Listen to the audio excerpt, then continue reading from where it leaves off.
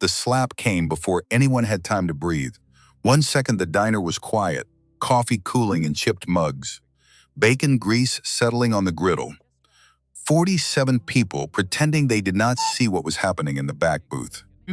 Next, a 64-year-old woman with a chrome cane and a prosthetic leg was bleeding from her cheek. 2 teenage boys laughing like they had just won something. Nobody moved, not the waitress, not the trucker, not the couple by the window who had been married long enough to know when silence was safer than action. Nobody, except one man. He did not know that standing up in that moment would change everything. He just knew he could not sit there and do nothing. Sometimes the smallest choice breaks the world open. This is that story. Garrett Holloway had not planned on being anyone's hero that Tuesday morning. He had driven 38 minutes in the dark to get to Millerstown Diner. Not because the coffee was good. It was not. Not because he enjoyed eating alone in a vinyl booth while the rest of the world woke up around him. He did not. He had driven 38 minutes because his shop did not have heat. Because he had already spent 4 nights on a cot in the back office, staring at invoices he could not pay and promises he did not know how to keep. The diner was warm, the coffee was hot. For 45 minutes, he could pretend the world was manageable. He was on his second cup when the door opened. He did not notice her at first. He was staring at a napkin he had folded into progressively smaller squares, thinking about his daughter, Lily, who was 9 years old, who had asked him the night before whether they were going to lose the house. He had told her no. He was not sure he believed it. The woman who came in moved with purpose. Silver hair cut short and precise, a chrome cane in her right hand. Her left leg below the knee was prosthetic, high grade. The expensive kind. She did not walk apologetically. She walked like someone who had stopped apologizing for taking up space a long time ago. She took the booth at the back, ordered black coffee and a bagel, already reading something on her tablet, before the waitress finished writing down the order. Garrett looked away. He was not going to be the person who stared. That was when the boys walked in. 17, maybe 18. That age where the distance between a bad decision and a catastrophic one is about 3 seconds and a single laugh from a friend. They came through the door loud, too loud for 7:15 in the morning. The performance kind of loud. Garrett clocked them the moment they entered. 22 months as a combat medic in Iraq had taught him to read a room before he knew he was reading it. He watched them scan the diner. He watched them find her. The first thing was just looking. That was forgivable. People looked, then came the whispering. That low conspiratorial noise teenagers make when they think they are invisible and hilarious. Garrett's jaw tightened. He told himself it was not his business. He told himself he was too tired, too broke, too broken to be anyone's solution today. He was still telling himself that when the taller one stood up and walked toward her table, the woman did not look up. Garrett saw her jaw set, saw the way her shoulders went very still. He understood immediately that she had already sensed them, already run the calculation in her head. Meet it, endure it, outlast it, maybe it stops on its own. Hey, the taller boy leaned on the edge of her table, smiling. Does it hurt? She did not look up from her tablet. I'm talking to you. I heard you. Her voice was flat, controlled, deliberately empty of emotion. I am choosing not to answer, his friend snickered. Come on, the taller one said. Louder now, we're just curious. How does that thing work? Can you take it off? Garrett's hands went still around his coffee mug. Please leave me alone, she said. That's not very friendly. Boy reached out, flicked her cane with 2 fingers. It slid sideways against the booth. We're just being friendly. The waitress was staring at the coffee machine. The trucker had developed a sudden fascination with his eggs. The older couple were having a quiet, concentrated conversation about nothing. Garrett was already half out of his seat. He stopped himself, sat back down. He did not know these people, did not know if intervening would make it worse. Had seen good intentions go sideways before, so he waited. The room waited. The boy picked up her cane. Give that back, she said. Her voice had changed. The flatness was gone. What replaced it was not fear. It was anger that had been compressed into composure for years and had just been pushed 1 inch too far. Give that back right now, or what? The boy held it up, grinning. Turning to his friend, "You gonna walk after me?" His friend laughed so hard he bent forward. Something in Garrett went quiet and cold and very clear. He stood up. "Hey." His voice was not loud, not theatrical. It was the voice of a man who had learned that the most dangerous tone is the one that does not need volume. The whole diner went still. Both boys turned. Garrett was 6 feet, lean, built from actual work rather than a gym. He had dark eyes that were not warm at the moment. He crossed the distance between his booth and theirs in 4 steps. Without hurrying, "Put it down," he said. The taller boy looked at him the way teenagers look at adults they have decided do not count. "Mind your own business, man. I am making it my business. Put it down. We're not doing anything. You are holding something that does not belong to you. You are scaring someone who has not done a single thing to you. Put it down." The taller boy looked at his friend. His friend had stopped laughing. "You a cop?" "No." "Then you got no authority here. You do not need authority. You just need to do the right thing." Something shifted. The boy was calculating, doing the math of social cost, trying to figure out whether backing down now cost more than whatever came next. Then the second boy said something under his breath to his friend. Garrett did not catch all of it. The taller boy smiled. Then, in a motion so fast it did not register until after it happened, he dropped the cane, leaned across the table, slapped the woman across the face. The crack of it was sharp and small and devastating in the silence of that diner. For exactly 1 second the world stopped. Then Garrett moved. He moved the way combat medics move when a body hits the ground. Not frantically, not angrily, with precision drilled into muscle memory. Through thousands of hours of training, he had never fully left behind. He had the taller boy by the wrist before the kid could pull his arm back. Applied pressure. A specific controlled amount, enough to communicate clearly that this was over. "That's enough," Garrett said. The boy winced. "Let go of me. Sit down." The second boy took a step forward, looked at Garrett's face, stopped, "Sit down." Right now, they sat. Garrett stepped back, picked up the cane from the floor, turned to the woman. Her cheek was red. Her hands were flat on the table, pressing down. The way you press when you need something solid beneath you.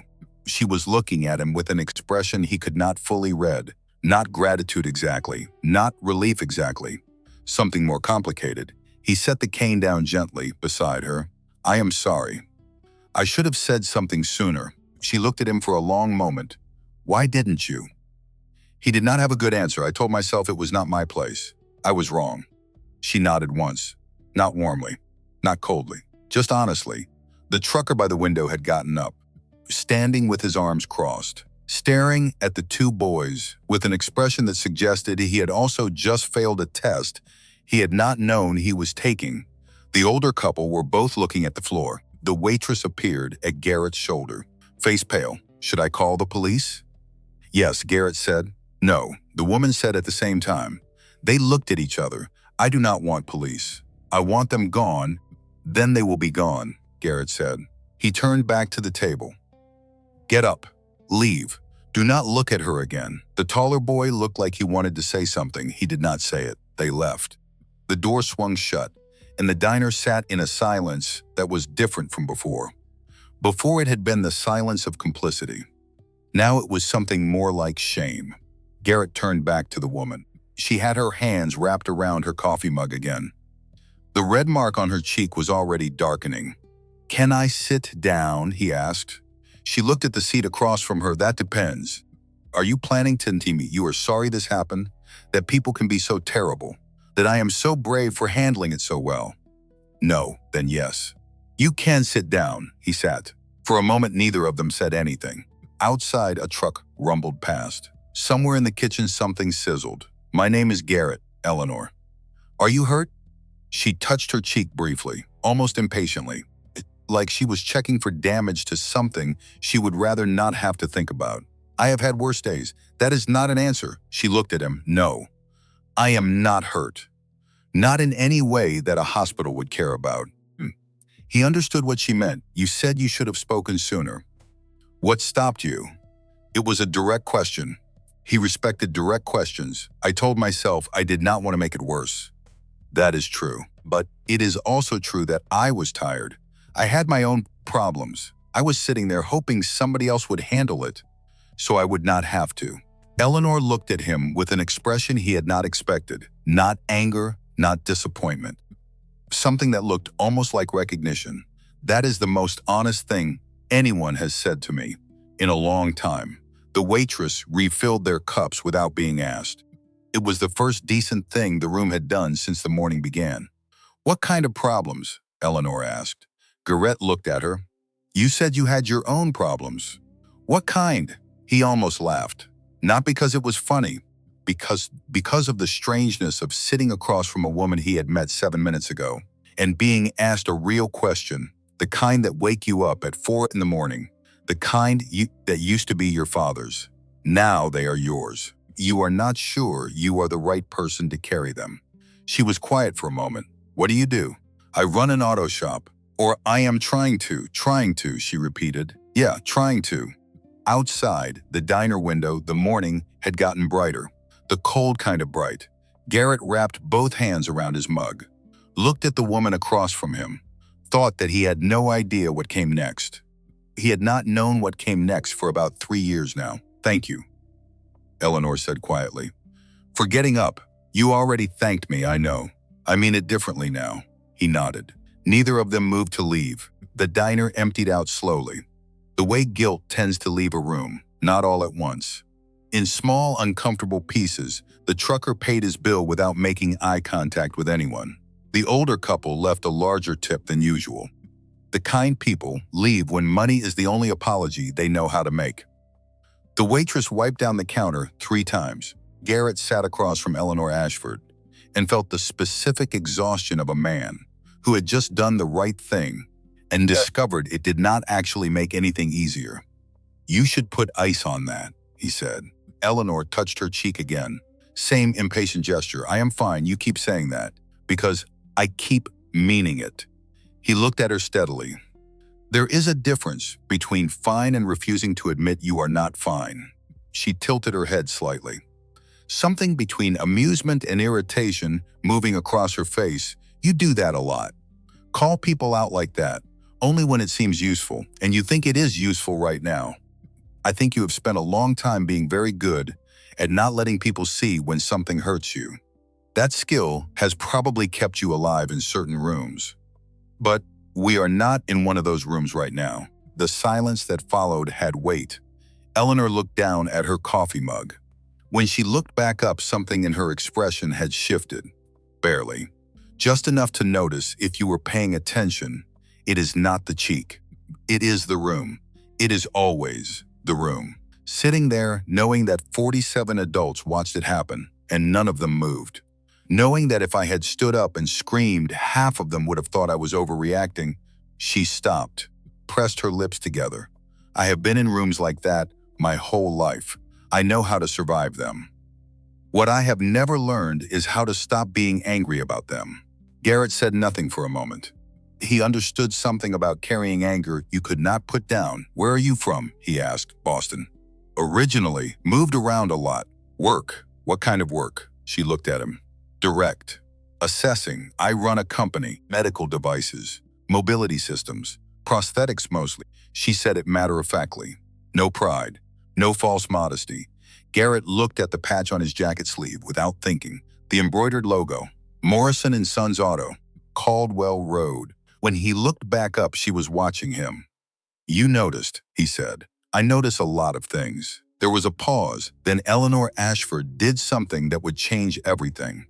She leaned forward slightly. Specialist Holloway.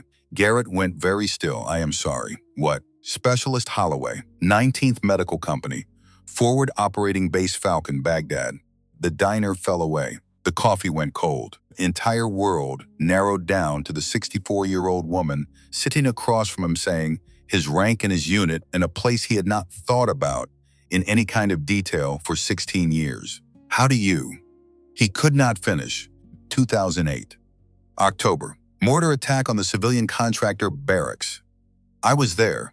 Garrett stared at her, then it hit him. Not slowly. All at once, the shrapnel wound. The field hospital. The woman screaming, "Do not let me lose my leg," while he tried to stop arterial bleeding with one hand and call for medevac with the other. He had been 19 years old. She had been 48. He had thought he was going to watch her die. "Oh my God," he said. Eleanor smiled small, sad, real. "Hello, Garrett." He did not remember leaving the diner. He remembered Eleanor saying they should go somewhere quieter. He remembered paying for both their coffees. The waitress looking at him like he had just grown a second head. He remembered driving, not knowing where he was going, just driving Eleanor in the passenger seat, quiet, letting him process. He ended up at Morrison & Sons. Of course he did. The shop sat on 3 acres of cracked asphalt and red Tennessee clay. Single-story building. Corrugated metal roof that leaked in 4 places. Bay doors that stuck when it rained. Sign out front that said Morrison & Sons Auto Repair in letters that used to be red and were now the color of old blood. His father had built it in 1987. His father had died in it 18 months ago. Garrett had inherited it the way you inherit a house fire, already burning. With no clear way to put it out, he parked in the gravel lot, killed the engine, sat there for a moment with his hands on the wheel. "This is it," he said. Eleanor looked through the windshield at the building. "May I see inside?" "It is not much to look at. I did not ask if it was pretty. I asked if I could see it." He got out, unlocked the front door. The shop smelled like motor oil and old coffee and decades of accumulated work. 3 bays, lifts in 2 of them. The third had a truck up on jack stands that had been there for 6 weeks. Because the customer could not afford to pay, and Garrett could not afford to turn away the job tools on pegboards. Organized, his father's system, which Garrett had kept, because changing it felt like erasing something, invoices on clipboards. Red ink outnumbering black 3-to-1 concealer on the wall. Oil change appointments. Tire rotations. Small, reliable work that kept a place like this alive. When it kept you alive at all, Eleanor walked through slowly, not like a customer, like an auditor. She stopped at the pegboard, looked at the tool arrangement, nodded slightly.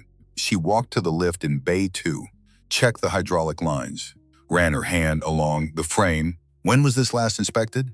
2 years ago, should have been last year. "I know." She moved to the office, looked at the desk, the invoices, the past due notices, the bank statements Garrett had stopped opening 3 weeks ago. She picked up one of the invoices, write it, set it back down. "How much do you owe?" "Why?" "Because I am asking." Garrett looked at her. This woman he had saved 16 years ago, who had just walked back into his life 8 minutes after being assaulted in a diner, who was now standing in his failing shop, asking questions he did not want to answer. $340,000. She did not blink. Equipment lease, $90,000 of it. Interest rate, 8.5%. "That is robbery, I know. Why have you not refinanced?" "Because no bank will touch me." My father. He was not good with paperwork. He was good with engines, great with engines, could take apart a transmission blindfolded. But paperwork, Garrett stopped, started again. He missed payments, let things slide. By the time I took over, it was already too late. Eleanor set the invoice down, walked back to the main bay, stood there looking at the truck on the jack stands. "Who owns that?" "Guy named Peterson. Transmission rebuild." Quoted him $2,200. He paid $400 up front 6 weeks ago, and the rest? He does not have it. Wife has cancer, medical bills. I told him to pay when he could. "You're going to eat that job, probably." "Cannot afford to eat that job." "I know." Eleanor turned to look at him. "How many employees?" 8. "How many of them know you are 3 months from closing?" Garrett said nothing, which was an answer. "All of them," Eleanor said. "Yeah, all of them." She nodded slowly. "Show me the rest." He did. He showed her the break room with the coffee maker that only worked if you hit it in exactly the right spot. The bathroom that needed new tile. Parts inventory running on fumes and prayer. He introduced her to the crew as they showed up for the day shift. Watt Barnes, 67, thick-set, graying beard, hands like catcher's mitts, been working at Morrison & Sons for 37 years. Longer than Garrett had been alive. Watt took one look at Eleanor, and his whole face changed. Dr. Ashford? Eleanor stopped. I am sorry. Do we know each other? Not directly. But you made the prosthetic for my grandson. 2009. Landmine in Helmand Province. Kid lost his right leg below the knee. Came home convinced his life was over. You fitted him. Worked with him. Convinced him he could still run. Wyatt's voice got quieter. He did the Chicago Marathon last year. 26.2 miles on that leg you made him. Eleanor's expression softened. What is his name? Marcus. Marcus Barnes. I remember Marcus. Tell him I said congratulations. I will, ma'am. Jerome Carter, 52, thin, quiet. Had worked at the shop for 35 years. Since Garrett was a baby. Shook Eleanor's hand without saying much. Went back to work. That was Jerome. 15 words a day maximum. All of them the right ones. Danny Lynn, 26, transmission specialist. Best in the county. Could diagnose a failing torque converter from across the parking lot just by the sound. You hear about a car, he asked. No. Then why are you here? Danny, Garrett said. It is fine. Eleanor looked at Danny directly. I am here because your boss saved my life a long time ago. I am trying to figure out how to return the favor. Danny blinked. Seriously? Huh. Cool. Sienna Reyes appeared from the office. 51. Dark hair pulled back, reading glasses on a chain. Had been managing Morrison & Sons books for 9 years. Through 3 different accounting systems, 2 divorces, 1 near total financial collapse. She took one look at Eleanor, then at Garrett, then back at Eleanor. We do not have an appointment on the books. This is not about an appointment, Garrett said. Then what is it about? Eleanor extended her hand. Dr. Eleanor Ashford. Ashford Mobility Systems. I am here to talk to Mr. Holloway about a potential business proposition. Sienna shook her hand. Looked at Garrett, raised one eyebrow. Nice to meet you, Dr. Ashford. Then to Garrett. Your daughter called. She wants to know what is for dinner. Tell her I will figure it out. I already told her that. What did she say? She said you always say that, and you always end up making spaghetti. She is not wrong. Sienna smiled. Small. Affectionate. The smile of someone who had watched Garrett try to hold this place together for 18 months and had not given up on him yet. She went back to the office. Eleanor watched her go. She is good. The best. Wyatt could run this place with his eyes closed. Jerome never complains. Danny is a genius with transmissions. Sienna keeps the whole thing from imploding. And you? I am the guy trying not to let them down. Eleanor looked at him for a long moment. Can we talk? Privately, they went to the office. Garrett closed the door. Eleanor sat down in the chair across from his desk. The same chair his father used to sit in when he was alive. She set her bag down, folded her hands in her lap, looked at him with those clear, assessing eyes. I want to make you an offer. Garrett felt something cold move through his chest. What kind of offer? A real one. I do not understand. Then let me explain.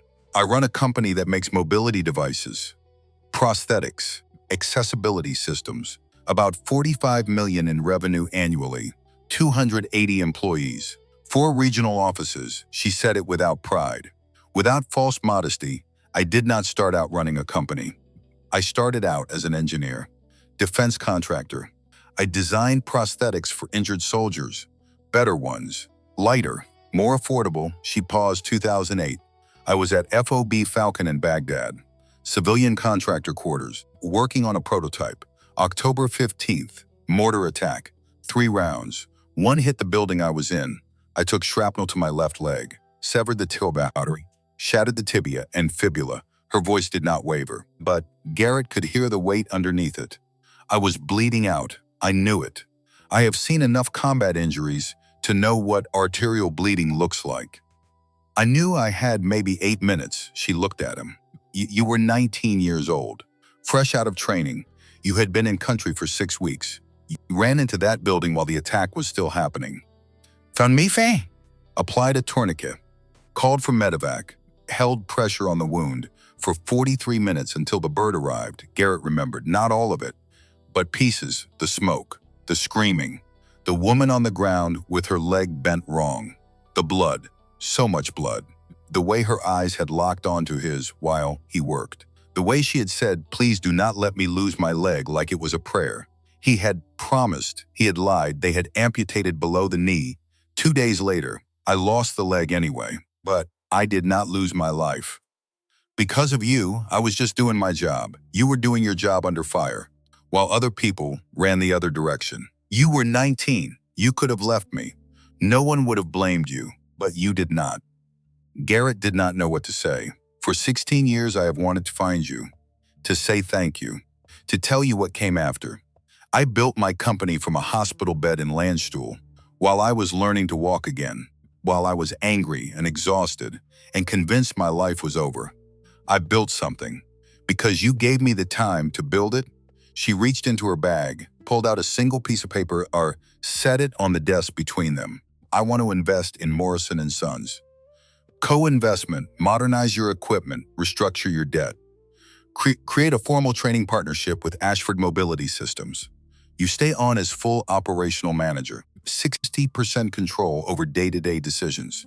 Strategic decisions above a defined threshold require mutual consent.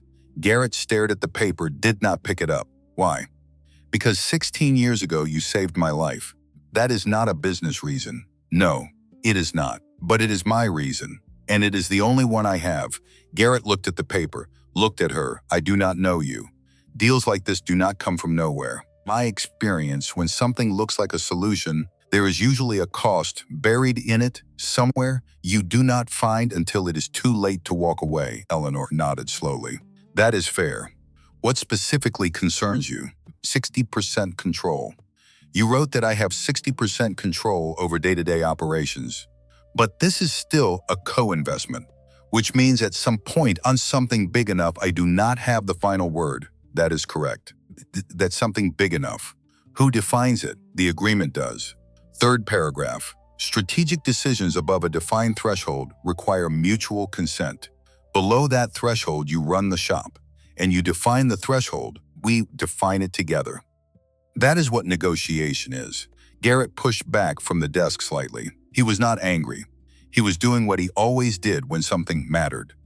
Taking it apart piece by piece, Wyatt, he said, not raising his voice. Wyatt appeared in the doorway within about 4 seconds. What do you think? Garrett asked. Wyatt looked at Eleanor, then the paper, then back at Eleanor. I think this is the kind of offer you read 3 times and sleep on for a week before you say yes or no to. We have been sleeping on the debt for 18 months.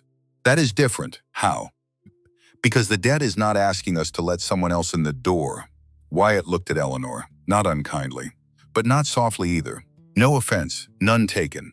That is a reasonable concern. Wyatt studied her for a moment. You have done this before. Invested in a struggling operation. 3 times. How did those go? 1 failed. The owner was not willing to change how he did business. The market did not wait for him. 1 is operating at a 40% margin and has expanded to 2 additional locations. The third one, I sold my share of 18 months after initial investment because the owner bought me out, which was always the option I hoped he would take. Wyatt was quiet. And this one? What do you hope happens here? Eleanor looked at Garrett when she answered. I hope it becomes something this town actually needs. Wyatt looked at Garrett. Garrett looked at the paper. I need time. You have time. I am not going anywhere this week. She stood, picked up her bag, walked to the door. Stopped, turned back, Garrett. Know what it is like to have your whole life depend on whether someone helps you when they do not have to. 2008, you helped me. You did not have to, but you did. Her voice was very quiet. I am not here to take your shop. I am here to help you keep it. She left, the door closed. Garrett and Wyatt stood in the office in the kind of silence that accumulated between 2 men who had known each other long enough that they didn't need to fill every gap with words. She is not lying, Wyatt said finally. I know. That almost makes it worse. Garrett picked up the paper, folded it. It does. He did not call Eleanor that night. He drove home, made dinner for Lily spaghetti because she was right, helped her with a math worksheet she had been avoiding for 3 days. Fractions. She hated fractions. At 8:30, he sat on the edge of her bed after lights out, the way he had done since she was 3 years old. Then she said, Dad, yeah, you have that face. What face? The one where you are thinking about something you do not want to think about. He looked at her, 9 years old. She could read him better than most adults he knew. There is a woman. She wants to help the shop. Lily was quiet. What kind of help? Money, resources, connections. Is she nice? He thought about that. Honestly, she is real. Which is better than nice, I think. Lily pulled her blanket up. Is she the kind of person who says she is going to do something and then does it? I think so. Then what is the problem? Garrett looked at his daughter. He had no clean answer. The problem was not the offer. The problem was what the offer meant. That, the version of himself, who was going to fix this alone, who was going to honor his father's memory by refusing to bend, who was going to hold the line through sheer stubbornness and loyalty. That version of himself was already finished, had been finished for a while. He just had not wanted to say it out loud. I do not want to lose what the shop is. Lily looked at him with clear, direct 9-year-old eyes. Dad, if the shop closes, you lose it anyway. He sat with that for a long moment. Go to sleep. You are going to call her. It was not a question. He turned off the lamp. Good night, Lily. Good night, Dad. He stood in the doorway for a moment, watching her, the small shape under the blankets, the only good thing that had come out of the last 3 years. Then he went to the kitchen, sat at the table, looked at the paper Eleanor had left him. Write it once, twice, 3 times. The numbers were real. The terms were specific. Eleanor Ashford was not offering him a handout. She was not offering to buy him out. She was offering to build something together. The cost of that was letting someone else in, which might be the hardest thing he had ever been asked to do. He picked up his phone, dialed. She answered on the second ring. Mr. Holloway, I have conditions. Tell me. White stays, not just as an employee, as shop foreman with full authority over the floor. Nobody overrides him on mechanical decisions. Not your people, not consultants. Nobody agreed. That was fast. Jerome, Danny Sienna. Their positions are protected for the first 2 years regardless of restructuring. If you decide after 2 years that the operation needs to change in ways that affect their jobs, we discuss it together before any action is taken. Agreed. He paused. You are agreeing very quickly, because these are reasonable conditions. I told you this was not about buying what have you have. I meant it. Keep going. The name stays. Morrison and Sons. It stays on the building, on the paperwork, on everything. The name stays. He was quiet. I want to understand what Ashford Mobility gets out of this. Not what the agreement says. What you actually get. There was a pause. A real one. Not calculated. I get to build something I have been thinking about for 4 years. A model for accessible community repair operations. Real jobs with real training for people the industry tends to overlook. Veterans, people with disabilities, single parents who need schedule flexibility. If Morrison and Sons becomes that model and proves it works, I can take it to 3 other markets I have been watching. Her voice was steady. I get to know that the first one started with someone worth starting with. Garrett stood in the kitchen with his phone pressed to his ear and looked out the window at nothing in particular. When do you want to start? Monday. If that works, Monday works. He hung up, stood there for a moment. Then he called Wyatt. Wyatt picked up on the second ring. Well, we are doing it. Wyatt was quiet for exactly 3 seconds. Lord help us. That is the spirit. Garrett hung up, went back to the table, looked at the paper one more time. Thought about the woman who had walked into a diner that morning, trying to disappear, who had been assaulted, who had recognized him, who had walked into his failing shop and offered him a lifeline he did not know how to take and could not afford to refuse. 16 years. She had been carrying this for 16 years. Now she was here, so was he. Monday, they would start building something. Neither of them fully understood yet. Maybe that was the point. Maybe you did not need to understand something to know it was worth trying. Garrett folded the paper, put it in the drawer, turned off the kitchen light, went to bed. Tomorrow would come whether he was ready or not. It always did.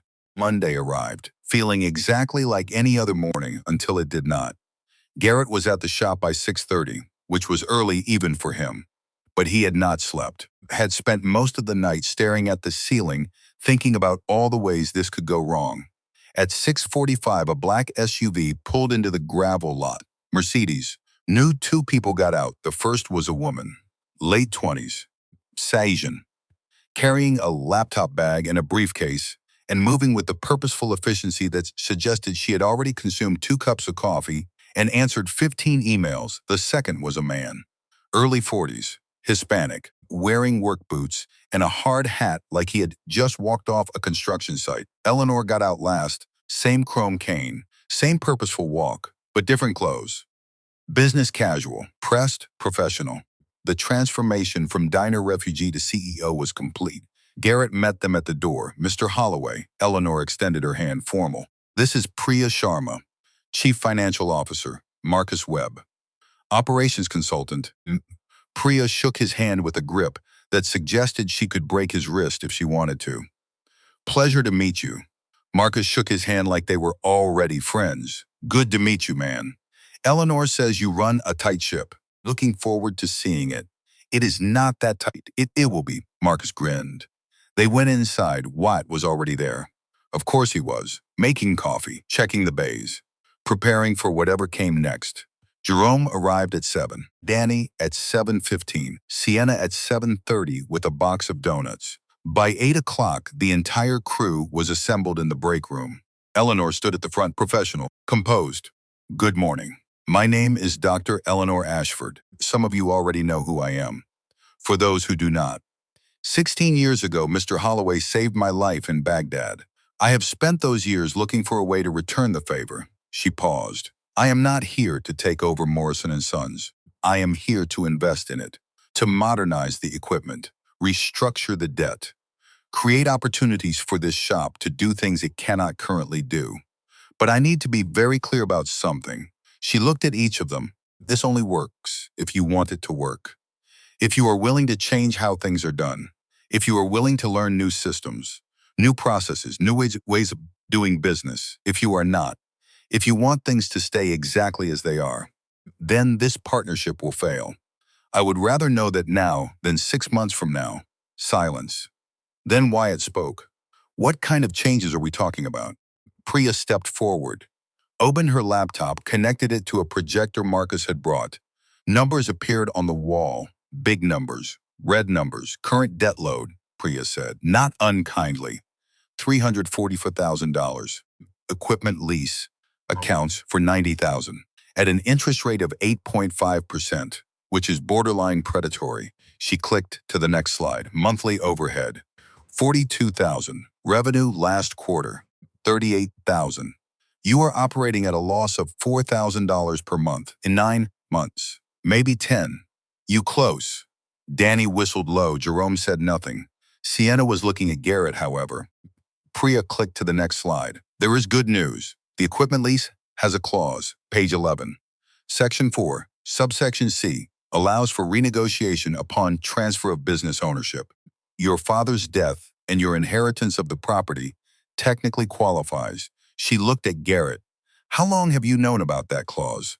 Garrett felt his face get hot. I did not know. You did not read the contract? I read it when my father signed it. 12 years ago. Priya's expression softened, just a fraction. We can break that lease, renegotiate at current market rates, save you approximately $30,000 over the next 3 years. We can also restructure the remaining debt, consolidate it, lower the interest rate, extend the payment timeline. Next slide. Proposed equipment upgrades. Bay 3 diagnostic system, $68,000. Hydraulic lift replacement Bay 1. $42,000. Tool inventory modernization, $28,000. Total investment, $138,000. She looked at the room. Ashford Mobility Systems will front the capital. Morrison & Sons will repay it over 5 years at 3% interest. Wyatt leaned back. And what does Ashford Mobility get out of this? Eleanor answered, partnership.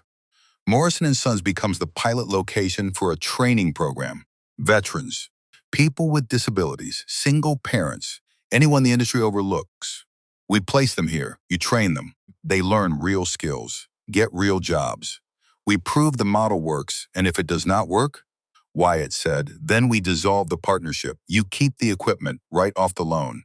Go back to operating independently. Danny raised his hand. This seems, I do not know. Too good? It is not too good. It is conditional. You have to want this. You have to work for it.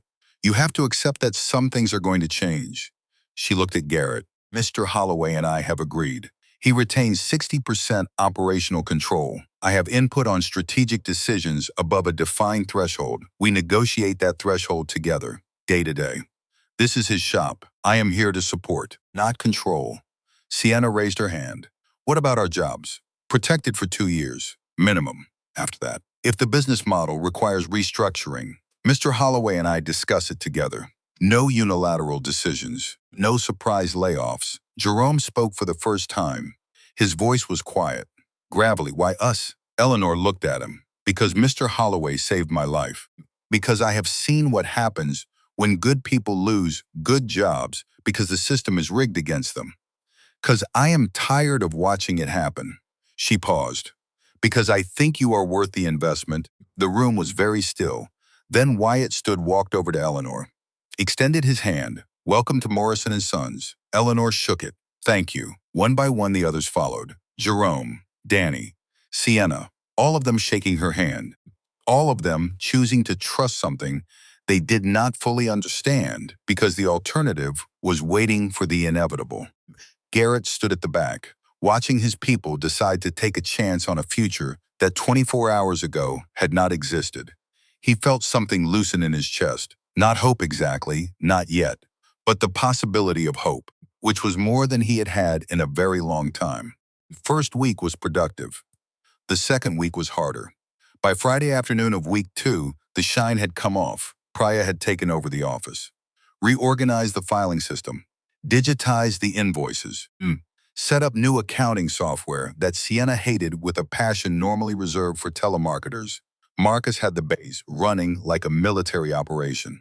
Schedule posted, color-coded, 15-minute increments, jobs assigned by priority and skill level, which was fine in theory. In practice, it meant Danny could not work on transmissions all day, which meant Danny was doing brake jobs, which Danny hated. Jerome had not complained, but Jerome also had not spoken more than 4 days, which for Jerome meant he was furious. Wyatt was holding it together through sheer force of will. But even Wyatt was starting to crack. It came to a head Friday at 4:15. Garrett was under a truck in Bay 2 when his phone rang. He almost let it go to voicemail, did not recognize the number, but something made him answer. Morrison and Sons, Mr. Holloway. Voice was familiar. Older, careful. This is Pete Gallagher. Garrett sat up, hit his head on the undercarriage, swore. Wyatt appeared at the edge of the bay. Pete, what can I do for you? Silence. The kind that meant bad news was coming. I have to be honest with you, Garrett. Garrett's stomach dropped. Then be honest, I am getting pressure from a customer I cannot afford to lose. He is telling me that if I keep supplying your operation, he pulls his account. All 7 locations. Garrett was quiet for exactly 2 seconds. Knox, Pete did not confirm it. Did not deny it either. I am sorry, Garrett. Your father was a good man. This is not personal. It feels pretty personal, Pete. I know it does. I am giving you 30 days before I cancel the contract. That is more than the agreement requires. 30 days. I am sorry. Garrett hung up, stood in Bay 2 for a moment. Then he walked to the office where Priya was doing something complicated with spreadsheets. We've a problem. Priya looked up. What kind of problem? Pete Gallagher just pulled our supplier contract. Priya's expression did not change. When 30 days? Why? Pressure from Knox. Who is Knox? Bradley Knox, Knox Automotive Group. 7 locations, 3 counties. He owns pretty much everything. Priya closed her laptop. Tell me about Knox. So Garrett did. He told her about Knox Automotive Group, the 7 shops, the 3 counties, the Chamber of Commerce presidency, the 2 county commissioners who returned his calls before their wives, the reputation, the smile that reached exactly as Abrams did, the ribbon cuttings with checks for the local food bank, business practices that looked legitimate on paper and predatory in practice. When he finished, Priya was quiet. Then she said, "We need to call Eleanor." Eleanor was in her car when she answered. Garrett could hear road noise. Mr. Holloway, we have a problem. He told her everything. She was quiet through all of it. Okay? That is your response. Garrett, I have had 3 supplier contracts pulled out from under me in the last 6 years. I have had a landlord triple a lease rate overnight because a competitor got to him. I have had a bank call a loan 60 days early on a technicality. A pause. Knox thinks he is the first person who has ever tried to pressure me. He is not even close. Garrett let out a slow breath. What do we do? First, we find a replacement supplier. I have 2 contacts who can cover what Gallagher was providing. One of them can start in 2 weeks. I will make the calls tonight. I do not wait when someone forces my hand. That is the one thing I have never been able to make myself do. And Knox? Knox is a problem we solve carefully, not quickly. Carefully, she hung up. Garrett stood in the office. Priya was watching him. She has a plan. She always has a plan, Priya said. How do you know? Because I have worked for her for 4 years. I have never once seen her not have a plan. Eleanor made those calls that night. By Saturday morning, Garrett had a new supplier agreement in his email, better pricing than what Pete Gallagher had been offering for 3 years. He read it twice, forwarded it to Wyatt with no message. Wyatt replied with a single word, good. None of them anticipated was Sienna. She came into Gert's office Monday morning, closed the door, which she had never done in 9 years. I need to tell you something. Sit down, Sienna. She sat, put her hands flat on her knees. 6 years ago, my cousin Miguel ran a shop in Delwood. Small operation, good reputation. Knox approached him about buying him out. Miguel said no. She looked at Garrett steadily. 6 months later, his 2 main suppliers dropped him. His insurance rate doubled for no reason. The county inspector started showing up every 3 weeks looking for violations. She paused. He closed inside a year. Knox bought the building at foreclosure value. Garrett held her gaze. You think that is what this is? I think that is exactly what this is. And I think you need to know it did not just happen to Miguel. I can name 2 other shops in this county where the same pattern played out. Why are you telling me this now? You have worked here 9 years. You knew this before, because before. I did not think we had a chance. Garrett looked at her, and now, Sienna looked back. Now I think we might. That changes what I owe you. Garrett called Eleanor immediately. Eleanor listened without interrupting. I need Sienna to write down everything she just told you. Dates, names, what happened to each business in as much detail as she remembers. Why? But because Knox is going to come at us through legitimate channels. He always does. He is too smart to do anything that leaves a direct fingerprint, which means when he moves against us, it is going to look reasonable on the surface. Her voice was precise. A complaint to the chamber, a question about our pricing practices, a zoning inquiry, something respectable. The only way to fight that is to have a pattern already documented before he makes his first official move. So when he does, we can show exactly what it fits into. You have done this before. I have. Against someone like Knox? Against someone exactly like Knox. Different name, same smile. Garrett was quiet. Did you win? A pause. Define win. He did not push it. What do I do next? You do good work. Document everything. You do not give Knox anything he can use. You let me handle the rest. What happened next?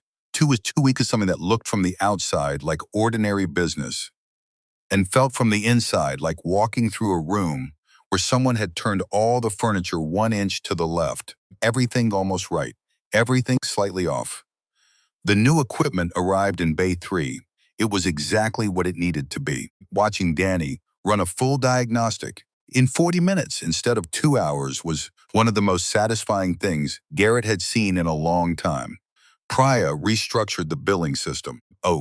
Within 10 days, Sienna had decided that Priya was one of the most sensible people she had ever met. Jerome came to Garrett one afternoon and said very quietly that the place was starting to feel like itself again. Garrett had to look at the wall for a moment before he could answer, but Knox was moving. Not loudly, not visibly. The way pressure applied through the right channels always moved. Through half conversations and whispered concerns and procedural mechanisms that each looked perfectly reasonable in isolation. First, it was a letter from the Chamber of Commerce requesting documentation of Ashford Mobility's investment terms for the purposes of evaluating competitive fairness in the local market. The letter was polite. It was also entirely without legal basis. Eleanor's attorney confirmed within 12 hours they were not required to disclose private investment terms to a voluntary business association. They sent back a polite letter that said exactly that. 2 days later, the insurance auditor showed up. No notice, no prior complaint, no usual procedural steps. The auditor spent 4 hours going through the property with a clipboard and an expression that suggested he was looking for something specific. He did not find it, because there was nothing to find. The shop was clean. The shop had always been clean. Wyatt enforced it with religiosity. But the visit shook people. Jerome asked Garrett quietly whether they were going to lose the shop after all. Garrett told him no, said it with more certainty than he felt. Because Jerome was 52 years old and had turned down 2 jobs in other counties out of loyalty to this place. The least Garrett could do was not let him see the doubt. Lily saw it anyway. She found him at the kitchen table at 11:30 at night, long after she should have been asleep, looking at papers he had been looking at for an hour without processing them. "Dad," he looked up. She was standing in the doorway in her pajamas. "Go back to bed. You are doing that thing again." "What thing?" "The thing where you pretend you are fine, but you are not." He put the papers down. "Come here." She came and sat next to him. He put his arm around her, and she leaned into him. Automatic Goffenils. "Someone is trying to make things hard for us." "For the shop." "Who?" "A man who does not like competition. Is he winning?" Garrett thought about that. "Not yet." "Is Eleanor helping?" "Yes." Lily was quiet. "Do you trust her?" He thought about it honestly. "More than I expected to." "Then it is going to be okay." With the specific, uncomplicated certainty that 9-year-olds were sometimes capable of. He held on to that. The Knox situation broke open on a Tuesday, in a way none of them had predicted. A reporter named Alice Drummond from the county paper called Garrett at 9 in the morning. She had received an anonymous tip alleging that Ashford Mobility Technologies was using its investment in Morrison & Sons to circumvent local zoning regulations for commercial expansion. The tip was detailed specific addresses, permit numbers, a timeline that suggested someone had done significant research. "I want your comment before I publish anything," Alice said. "Do not publish yet. I can give you until end of business today." He called Eleanor before he put the phone down. She was in her car. "She listened to everything? Send me Alice Drummond's number." "Why?" "Because I am going to call her. Myself. Today." "Eleanor, Garrett, the tip is fabricated. Every permit we have filed is public record. Every one of them is correct. If Alice Drummond is a real reporter doing real journalism, she will want to know that before she publishes something factually false." She paused. "If she is not, we will find that out too." Which is also useful. He sent her the number. Eleanor called Alice Drummond that afternoon, spent 45 minutes on the phone, gave Alice access to every permit, every filing, every piece of documentation related to the Morrison & Sons renovation, all of it without redaction, without hesitation, without the careful corporate management of information most executives defaulted to. Alice Drummond published a story the following Thursday. It was not the story Knox had intended. It was a story about a regional business leader investing in a struggling small-town shop, the documentation that supported the project, a pattern of similar businesses in the county that had faced what the article described carefully as coordinated pressure following growth initiatives. It was fair. It was accurate. It named Bradley Knox exactly once, in the context of a quote he had given to the Chamber of Commerce newsletter 6 months earlier about the importance of fair competition. That single quote in that particular context did the work of 1,000 accusations. Garrett read the article at the front desk at 7 in the morning, read it twice, called Eleanor. "You knew she was a real reporter. I hoped she was. That is different from knowing." "Yes, it is. That was a risk." "Yes, it was." He was quiet. "It paid off this time. Which is why we do not celebrate. We keep our documentation current. We keep operating correctly.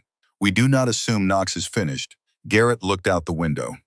Jerome's truck was pulling into the lot, then Danny's car, then Sienna's, his people, showing up the way they always did. He is going to come at us. Again. Yes, he is. And when he does, he is going to do it somewhere more visible.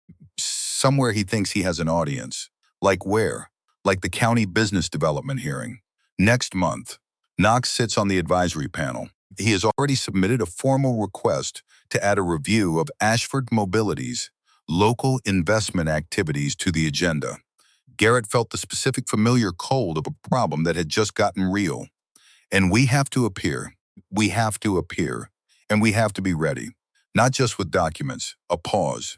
With the truth, spoken out loud. In a room full of people who are waiting to see if you will, outside Jerome had gotten out of his truck, saw Garrett through the window, raised a hand. Garrett raised one back. I will be ready. He believed it when he said it. He also knew that believing something and being ready for it were two entirely different things. The hearing was 3 weeks away. Knox was already preparing. The 3 weeks before the hearing were the longest Garrett had spent inside his own head since the week after his wife died. He went through the motions, opening the shop, working the floor, sitting in on planning sessions, viewing documents with Eleanor in the evenings. But underneath all of it ran a current he could not fully quiet. He had been in high-pressure situations before, situations where the wrong decision cost someone their life. Knew how to function under that kind of weight.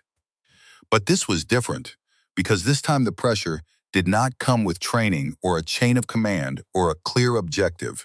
It came in the form of a county hearing room, a panel of local officials, a man in a good suit who had spent 30 years learning exactly how to destroy people while looking like he was defending the community. Eleanor drove up 2 days before the hearing, came straight to the shop, sat across from Garrett and put a folder on the desk. How are you sleeping? Fine. She looked at him. Garrett, 4 hours, maybe 5, that is what I thought. She did not lecture. She opened the folder. Knox has submitted 3 additional documents to the hearing panel. A cost analysis arguing that our labor pricing creates unfair downward pressure on the local market. Notice of support from 2 other shop owners. A formal request that the panel recommend a 6-month operational review of any business receiving outside investment above a defined threshold. Garrett looked at the documents. 2 shop owners. Who are they? Phil Garrett and Ron Vasquez. Garrett was quiet. He knew both names. Phil Garrett had been one of his father's poker friends for 15 years. Ron Vasquez had sent flowers to Anna's funeral. He got to both of them. How? Phil Garrett has a loan with Knox's preferred lender. Ron Vasquez's son works for Knox Automotive Group. Location 4, she said it without editorializing. Knox does not have to threaten people directly. He just has to remind them of the ways their lives are already connected to him. Garrett pushed the folder back, stood up, walked to the window. What does he actually want? Not the legal version. What does he want? He wants us to stop.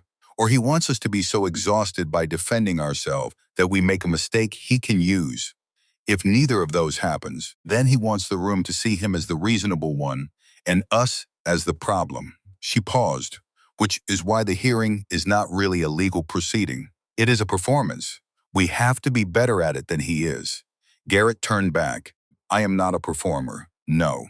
You are something better. You are someone who tells the truth badly enough that nobody can accuse you of having rehearsed it. He almost laughed. Was that a compliment? It was a strategy. But there was something in her eyes that was warmer than strategy. The night before the hearing, Lily found Garrett in the kitchen again. This time, he was not looking at papers. He was just sitting with a cold cup of coffee, thinking. She sat down across from him without being invited. Are you scared? No. She waited. A little. Of what? He thought about how to answer honestly without loading something onto her she should not have to carry. Then he thought about the fact that Lily had been carrying hard things her whole life and had never once broken. Of saying the wrong thing. Of letting people down. Because I could not find the right words. Lily looked at him with those clear, direct eyes. Dad, you never say the wrong thing when it actually matters. He looked at her, the diner. You did not say anything fancy. You just got up. He held that. Go to bed. You are going to be fine. And so is the shop. And so is everybody. She said it the way she always said things. Believed completely, without drama, without question. She went to bed. Garrett sat there for a while longer. Then he washed out his coffee mug and went to bed too. The county business development hearing was held in a room that seated 60 people and had 52 in it when Garrett and Eleanor walked in. Garrett scanned the room. Shop owners, county residents, two reporters. Phil Garrett near the back, not making eye contact. Ron Vasquez 2 rows ahead, jaw tight, looking at the floor. Watt in the 3rd row from the front, Jerome beside him, Danny on the other side. Sienna at the end, with her hands folded and her chin up. Something moved through Garrett's chest. Bradley Knox was already at the front, speaking quietly to one of the panel members. With the ease of a man in his natural habitat, he was exactly what Garrett had expected. Well-dressed, unhurried, carrying himself with the confidence of someone who believed every room he entered had been arranged for his benefit. Knox glanced at Garrett when he came in. He smiled. It was a good smile. Garrett had known men who smiled like in places where smiling like that was the most dangerous thing in the room. Garrett nodded once, took his seat. The hearing opened with procedural formalities that lasted 20 minutes and meant nothing. Then Knox was given the floor. He spoke for 12 minutes. He was very good. He used words like community standards and market integrity and level playing field with practiced fluency. He cited the cost analysis, referenced the letters of support, spoke about the importance of protecting small local businesses from the influence of outside capital. Said it with such apparent conviction that several people in the room were nodding before they had thought about whether they agreed. When Knox finished, the panel chair turned to Eleanor. She stood, spoke for 8 minutes, presented the documentation, addressed every specific claim Knox had made with the corresponding fact, precisely, without heat. She was as she always was in professional settings, composed, clear, exactly as active as she needed to be. Then the panel chair asked if anyone else wished to address the panel. That was when everything changed, because Sienna stood up. Garrett had not known she was going to do this. Eleanor looked surprised. Wyatt looked proud. Sienna walked to the front with the same no-nonsense purposefulness she brought to managing invoices and answered phones. She stood at the podium, looked at the panel. Then the room. My name is Sienna Reyes. I have worked at Morrison & Sons for 9 years. Before that, I worked for my cousin Miguel Santos, who ran Santos Auto Repair in Delwood. She paused in 2018, 6 years ago. Mr. Knox approached my cousin about buying his shop. Miguel said no. He had built that business from nothing. It was his life. Her voice was steady. 6 months later, Miguel's 2 main suppliers canceled their contracts. His insurance rate doubled. The county inspector started showing up every week, looking for violations that did not exist. She looked directly at Knox. Miguel closed in 2019. He lost everything. His shop, his house, his marriage. Mr. Knox bought the building at foreclosure auction for 40% of its value. The room was very still. I am not here to accuse anyone of anything illegal. I am here to describe a pattern. Because patterns matter. She turned back to the panel.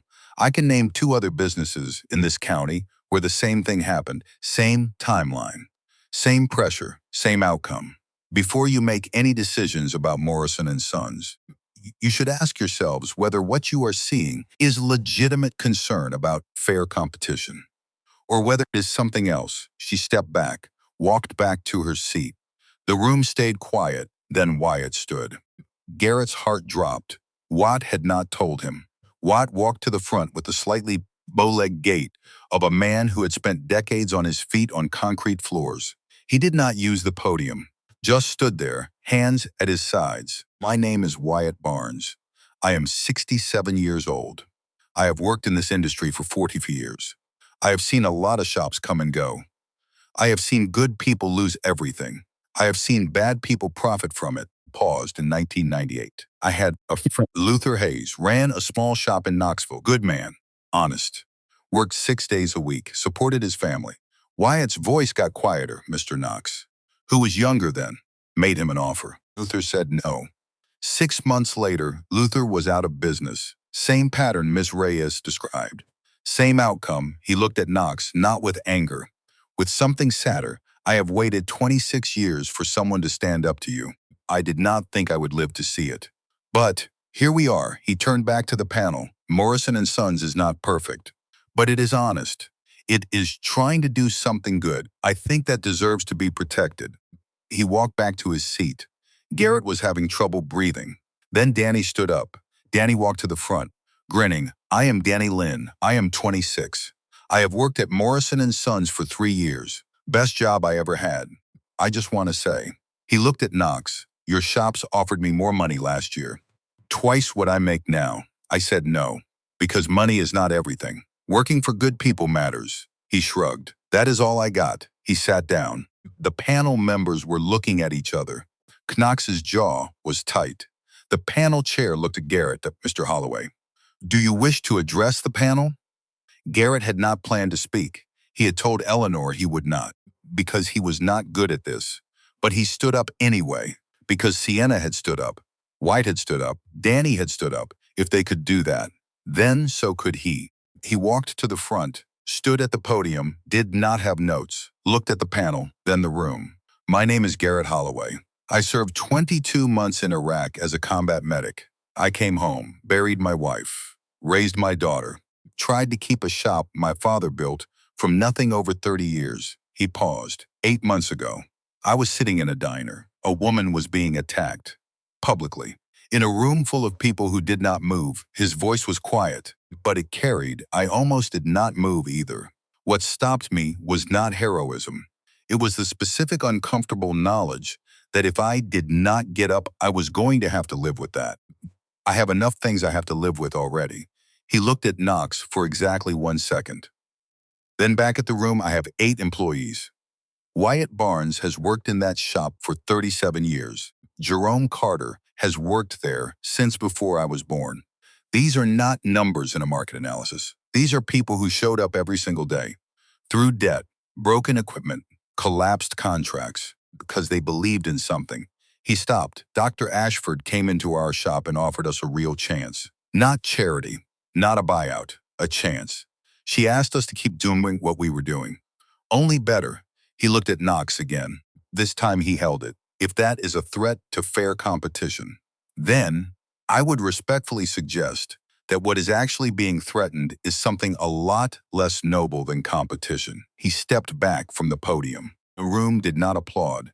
It did something quieter, more significant.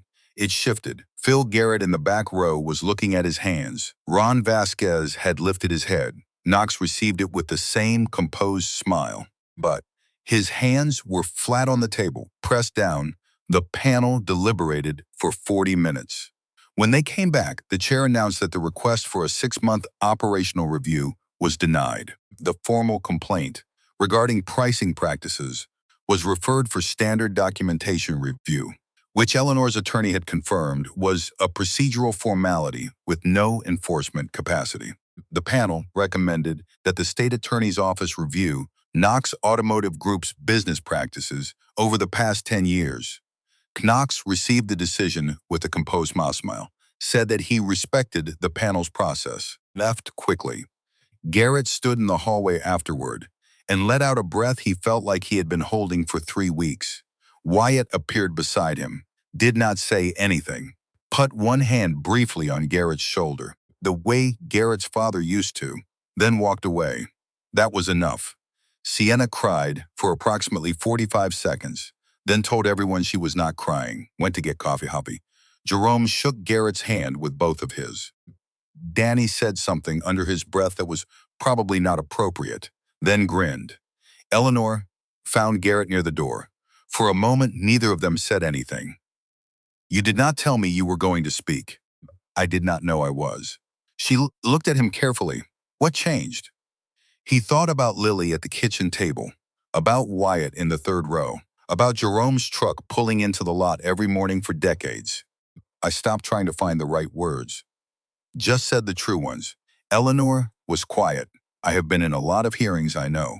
That was the best speech I have ever heard in one. It was not a speech, no. That is why it worked. 3 months after the hearing, Morrison and Sons reopened with new equipment in all 3 bays. Jerome arrived an hour early, stood in Bay 1 looking at the ceiling. Garrett found him there. You okay? Jerome wiped his eyes. Got something in my eye. Garrett left him alone. Lily came after school. Backpack still on. Stood in the doorway. Looked around, it looks like it used to. Except better. That was the most accurate description anyone offered. 6 weeks after that, Eleanor presented the Community Mobility Repair Initiative, a formal program built around the Morrison and Sons model. Garrett signed on as founding operational advisor. 1 year later, the program had expanded to 3 cities: Tennessee, Georgia, South Carolina, 14 veterans hired, 9 people with disabilities, 12 single parents, all of them learning real skills, getting real jobs, building real lives. Morrison and Sons had become the proof of concept. Garrett stood in the parking lot on a Tuesday morning, watching the crew arrive. Wyatt first, always first, then Jerome. Then Danny, then Sienna, then the new hires, Marcus Chen, Army veteran. Afghanistan. Let's write our below-the-elbow best diagnostic tech Garrett had ever seen, Rebecca Martinez. Single mother of 3. Transmission specialist, David Park. Cerebral walked with crutches, mind for engines that bordered on supernatural, all of them coming to work. At a place that had almost stopped existing, Eleanor's car pulled into the lot. She got out, walked over, stood beside him. You did this, she said quietly. We did this, she smiled. Small, real, your father would be proud, Garrett thought about that. About Owen Morrison, who had built this place from nothing, who had held on through recessions and debt and changing markets, who had believed that good work mattered. Yeah, I think he would. Eleanor turned to look at him. I have a question. Okay, the partnership agreement. It expires in 18 months. We structured it that way intentionally, to give you an out if you wanted it. I remember. Do you want it? The out. Garrett looked at her. At this woman who had walked back into his life at the exact moment he needed her most, who had saved his shop, his people, his future, not because she owed him, but because 16 years ago, he had done the right thing without thinking about what it would cost him. She had spent those years looking for a way to return the favor. No, I do not want the out. You are sure? I am sure. Eleanor nodded slowly. Good, because I was hoping you would say that. She reached into her bag, pulled out another document. Then I want to propose something different. Not a partnership, a joint venture, 50-50 ownership. Morrison and Sons expands. We open 2 more locations. You run operations, I handle strategy and funding. We build this thing properly. Garrett took the document. Read it? This is a lot. Yes, it is. Why? Because what we have built here works. It deserves to grow. Because I trust you. Trust is the rarest thing in business. She paused, and because somewhere along the way, this stopped being about paying back a debt, started being about building something worth having. Garrett looked at the document, then at Eleanor, then at the shop, at Wyatt walking into Bay 1, at Jerome following him, at Danny already under a hood, at Sienna opening the office, at Marcus and Rebecca and David suiting up for the day. At all of it, this thing that had almost died had instead become more alive than ever. Okay, Eleanor raised her eyebrows. Okay. Let us do it. She smiled, held out her hand. He shook it, standing there in the parking lot of Morrison and Sons on a Tuesday morning in Tennessee. Garrett Holloway made a decision that would change the next decade of his life, not because he had to, because he wanted to, because somewhere along the way, he had learned that the best things in life were not the things you held on to alone. They were the things you built with people who saw you for who you actually were and chose to stand beside you anyway. Eleanor headed inside. Garrett stayed in the parking lot for another moment, watching the morning light hit the building. The sign, the cars, the people. His phone buzzed. A text from Lily. Good luck today, Dad. Love you, he smiled. Texted back, love you too, kiddo. Then he walked inside. into the shop his father had built, that he had saved, that he and Eleanor were going to grow into something bigger, something better, something that would outlast both of them. As he walked through the door, past Sienna at the front desk, past Wyatt in Bay 1, past Jerome in Bay 2, past all of it. He thought about the diner 8 months ago, about the slap, about standing up, about Eleanor recognizing him, about all the small moments that had led to this one. Success was not about never falling. It was about who helped you stand back up. And what you built together after Morrison and Sons was open. The work was waiting. Garrett Holloway was ready, not because he had all the answers, but because he had the right people. Sometimes that was enough. That was more than enough. That was everything.